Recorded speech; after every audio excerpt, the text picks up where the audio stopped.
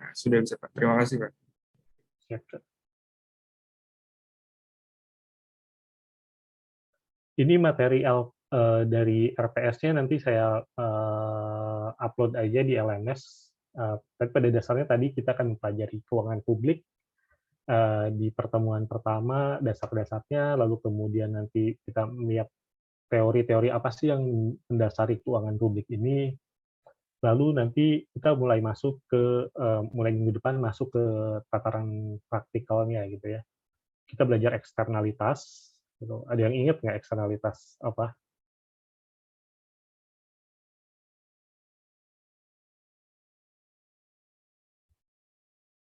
Contoh eksternalitas apalah?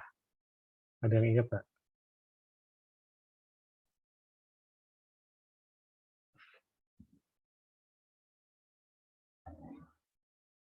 Yang limbah pabrik bukan sih, Pak? Kalau nggak salah apa contohnya? Ya, limbah pabrik, polusi, gitu ya. Itu contoh-contoh eksternalitas negatif. Gitu ya. Tapi nanti kita bisa lihat juga eksternalitas itu bisa juga positif. Gitu ya. Dan kalau dalam perspektif pemerintahan, biasanya eksternalitas diresponnya sama apa? Ada yang ingat nggak?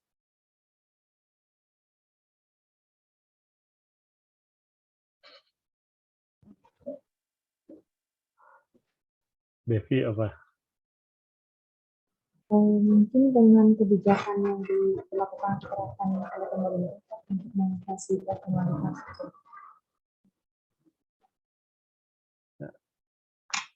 Kayak contohnya polusi, gitu kan rencananya pemerintah mau ada kayak pajak emisi gitu ya untuk kendaraan-kendaraan yang keluaran lama yang tingkat emisinya lebih tinggi itu akan dikenakan pajak, misalkan contohnya seperti itu. Jadi biasanya eksternalitas itu dikendalikan oleh pajak ataupun bea gitu yang dikenakan tujuannya untuk mengurangi dampak dari eksternalitas itu sendiri. Lalu kita nanti akan belajar tentang barang publik, terus cost benefit analysis, lalu asuransi sosial, lalu jaring pengaman sosial atau social security, ada distribusi pendapatan, lalu kemudian pengadaan barang publik.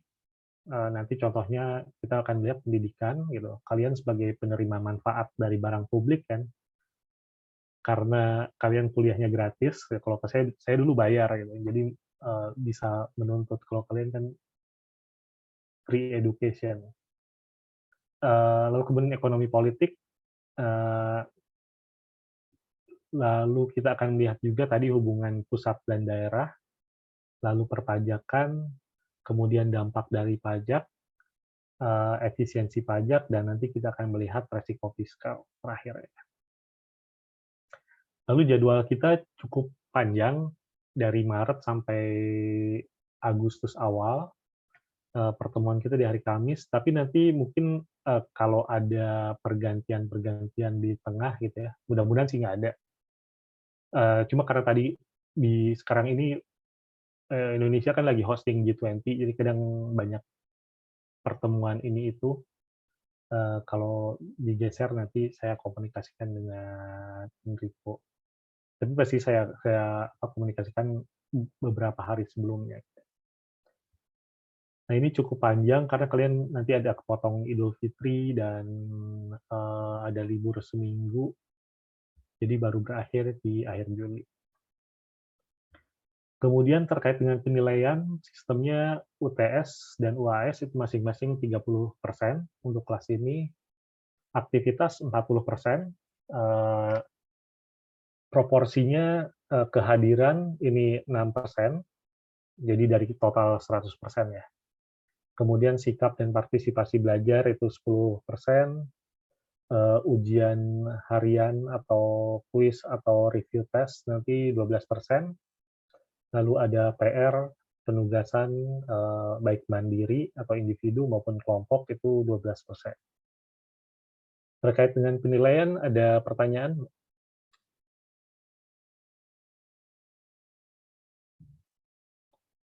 nggak ada ya, udah semester 6 udah paham lah. Ini semester terakhir berarti kan buat kalian? Iya, Pak. Betul, Pak. Ya, ya tinggal ngedip mata udah beres. Tapi berarti kalian enak ya, apa, ada kesempatan untuk bisa yudisium offline ya, mudah-mudahan. Walaupun mungkin kalian jadi nggak saling kenal. Oke. Lalu untuk tugas mingguan, ini karena jumlah mahasiswa kita ganjil di kelas ini, nanti tolong dibuat kelompok per 3 orang. Jadi nanti akan ada 9 kelompok. Nah, lalu setiap minggu itu tugasnya adalah membuat ringkasan materi dari buku Grubernya, gitu ya, per chapter yang dipelajari. Gitu. Misalkan berarti minggu ini kan kita mempelajari pertemuan pertama, tapi minggu ini berarti pas yang ada tugas gitu karena baru pertemuan pertama. Tapi minggu depan teman-teman berarti mulai mengikuti RPS yang pertemuan kedua. Jadi materi yang diringkas itu materi yang sebelum kita ketemu. Gitu ya. Nah, nanti tugasnya menggunakan sistem Cornell. Jadi kalau kalian belum tahu bisa googling gitu ya. Atau ada yang pernah dapat penugasan Cornell Note juga nggak sebelumnya? Udah ya? Sebelumnya sudah, Pak. Oke, sip. Nah, jadi pakai sistem Cornell Note, kertasnya poli atau HPS. Buat saya maksimal 2 halaman, jadi sebisa mungkin memang meringkas tujuannya gitu ya, bukan menuliskan ulang. Kemudian nanti di-scan dan dikirim dalam format PDF. Nanti saya bikin tugas di LMS. Dan di-submit-nya maksimal 24 jam sebelum kelas. Jadi supaya tujuannya pertama maksa kalian untuk baca sebenarnya, gitu ya. Kedua, saya pengen tahu kalian ada yang miss nggak gitu yang dibaca gitu. Jadi supaya ketika di kelas nanti saya bisa ngasih pakai informasi lebih kalau kalian misalkan ternyata kelihatannya kalau berdasarkan ringkasan misalnya kurang paham gitu. Nanti saya coba jelasin lebih di kelasnya. Tapi kalau misalkan materinya kalian udah lebih lancar berarti atau udah diringkas rata-rata semua meringkas topik yang sama berarti nanti bisa saya persingkat gitu. Karena waktu kita cukup pendek sebenarnya materinya sebenarnya cukup banyak. Jadi itu tugas mingguan per kelompok, satu kelompoknya 3 orang jadi bisa ganti-gantian untuk ininya. Dan ditulis tangan ya kalau yang ini. Kemudian untuk tugas individu ini dalam satu semester ada 2, yaitu sebelum UTS dan sebelum UTS dan sebelum UAS. Ini membuat policy brief atau risalah kebijakan. Jadi teman-teman anggap kan udah PKL udah pernah bikin nota dinas ya? Belum pernah. Kalian PKL-nya ngapain aja? Cuman masukin ke Nadine, Pak. Langsung otomatis. Begitu. Ya kan Nadine tetap ngetik-ngetik juga kan? Atau enggak? Cuman ketik penerimanya sih, Pak. Penerima. Oke, ya namanya juga kelas kan, jadi supaya kalian belajar juga. Dan kesempatan untuk berbuat salah kan di kelas. Kalau di kerjaan nanti kalian dimarahin. Ini policy brief-nya nanti kalian milih topik gitu ya dari materi yang ada di RPS. Sebelum UTS itu apa materinya, dipilih salah satu gitu ya. Nah, lalu ambil isu-isu terkini yang ada di media gitu ya. Lalu kalian bikin policy brief-nya gitu. Misalkan sekarang kemarin gitu minyak goreng lagi langka gitu. Menurut kalian kayak pengenaan harga eceran tertinggi itu eh, apa efektif atau enggak gitu? Kebijakannya seharusnya seperti apa gitu. Misalkan contohnya seperti itu. Tapi menggunakan dasar-dasar teori yang ada di materi kita di keuangan publik gitu. Dan ini dikumpulkannya nanti diketik gitu ya, jadi bukan ditulis tangan. Dan kalian bisa bikinnya dalam bentuk kayak policy brief yang kaku gitu, yang cuma hitam putih, atau mau dikasih kayak semacam pamflet gitu ya. Kayak kalau kalian lihat websitenya Semeru gitu ya, Semeru itu biasanya ada policy brief yang mereka bikin kayak bentuknya kayak selebaran gitu. Jadi orang juga lebih menarik untuk baca. Lalu kemudian harus menyertakan referensi minimal 3 dari jurnal lain atau dari artikel lain. Penilaiannya berdasarkan argumentasinya tentunya. Lalu kemudian kalau ada kreativitas juga boleh. Tidak boleh plagiarisme. Dan nanti dikumpulkannya di minggu ke-7, jadi sebelum UTS dan minggu ke-14 sebelum UAS. Tapi kalau misalkan teman-teman mau konsultasi dulu gitu ya, misalkan di pertemuan ke-3 atau 4 atau 5, 6, mau nanya-nanya dulu juga nggak apa-apa. Gitu. Misalkan, Pak, saya mau ada topik ini, kira-kira gimana? Itu nggak apa-apa. Nah, yang kanan ini cuma contoh kayak urutan ininya aja ya, kayak sebaiknya muat isinya tentang apa, tapi nggak harus kaku dibikin kayak pendahuluan gitu, terus dicetak bold, terus bawahnya apa gitu, nggak harus sekaku itu sih.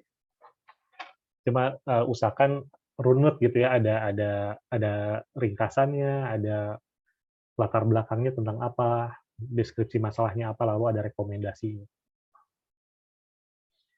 Oh ya, 2 halaman ini nanti di luar dari referensinya dan juga di luar appendix. Gitu. Misalnya kalau kalian mau bikin grafik-grafik gitu ya atau chart itu boleh, tapi tidak dihitung dalam 2 halaman itu. Ada pertanyaan terkait policy brief dan apa tugas Cornell Note?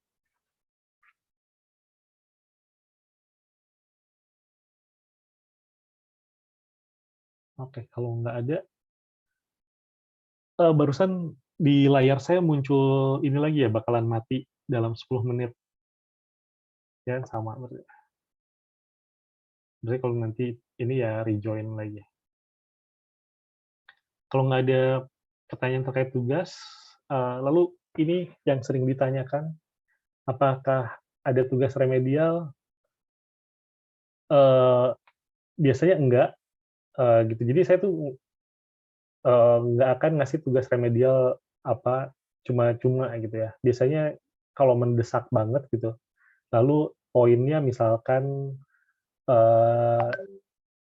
sangat mepet gitu ya, misalkan nanggung gitu ya, nanggung mepet bukan dalam artian rendah ya, tapi nanggung misalkan mau dari C plus misalkan ke B gitu ya, atau dari C minus ke C gitu, misalkan cuma kurang 0,5 gitu, nah itu bisa ada remedial karena tugas tambahan ini di mata kuliah ini di kelas saya bukan untuk menggantikan nilai UTS atau UAS, gitu, tapi menambah nilai di aktivitas, di tugas individu. Ya.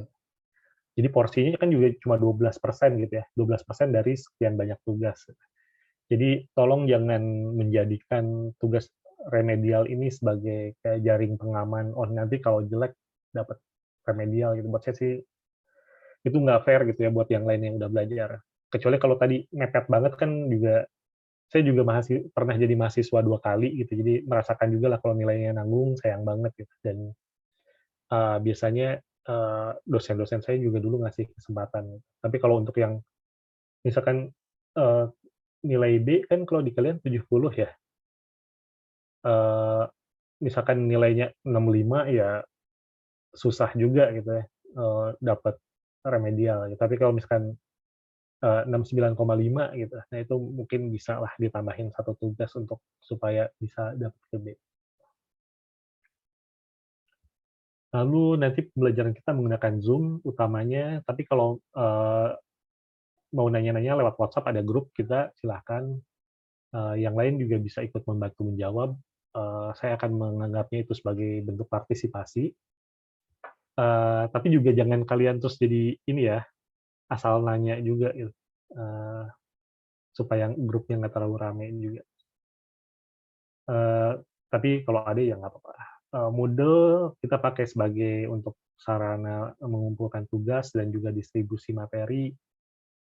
Lalu nanti ada beberapa mungkin YouTube yang saya share gitu kalau buat teman-teman tonton, jadi bahan diskusi kita juga di kelas. Atau kalau ada ide lain, ada materi lain yang menurut kalian penting gitu ya dan sesuai dengan materi yang akan kita pelajari, nggak apa-apa di-share juga gitu. Nanti saya pelajari gitu ya, dan itu juga jadi bentuk partisipasi dari teman-teman juga. Oke, itu terkait dengan intro di kelas kita. Ada pertanyaan sementara sebelum masuk ke materi lebih lengkap?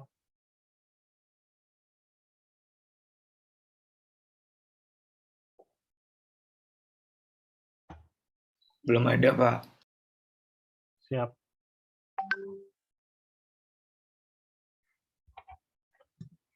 Oke, kita masuk ke pertemuan pertama.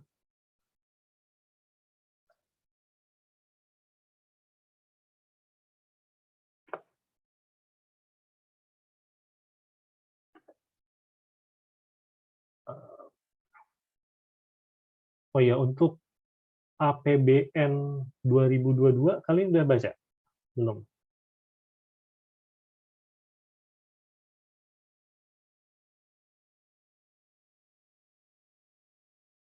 Yang kemarin saya share di grup. Bukan filenya sih, linknya aja. Ada yang udah baca? Yang bagian asumsi dasar makroekonomi.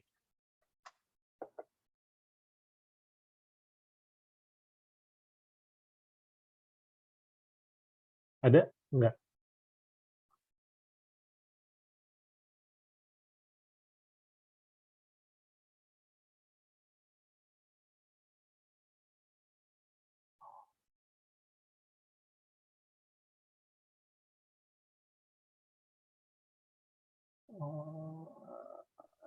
Sekilas sudah dibaca, Pak. Apa yang udah dibaca? Mat?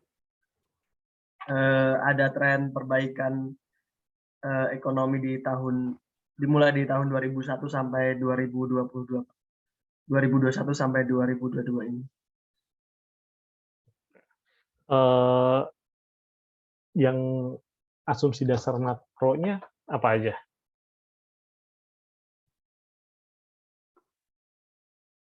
Ada atau yang lain juga boleh kalau mau jawab.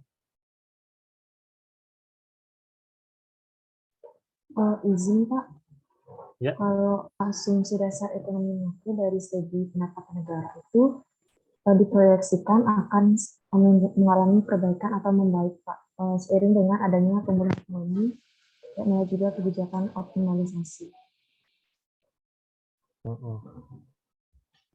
Ya. Ya, karena kan kita dari 2019 posisi kita 2020 gitu ya, ketika pandemi kan aktivitas masyarakat terhenti, lalu kemudian ekonominya turun gitu ya. Jadi 2021 itu pemulihan. Jadi di 2022 diharapkan gitu dengan ada vaksinasi, lalu COVID-nya udah mulai turun, itu pemulihannya bisa berlanjut, jadi ada perbaikan tadi. Oke. Tapi pertanyaan saya tadi, asumsi dasar ekonomi makro kita tuh apa aja yang di APBN? Kan bab 1 tuh, bab 1 itu terkait dengan ADEM, asumsi dasar ekonomi makro. Ada yang baca nggak? Izin Pak, Ya, Nike. jenis-jenis asumsi dasar ekonomi makronya Pak. pertumbuhan ekonomi, Pak, inflasi, nilai tukar rupiah, tingkat suku bunga SUN 10 tahun, harga minyak, lifting minyak, sama lifting gas, Pak. Atau Oke.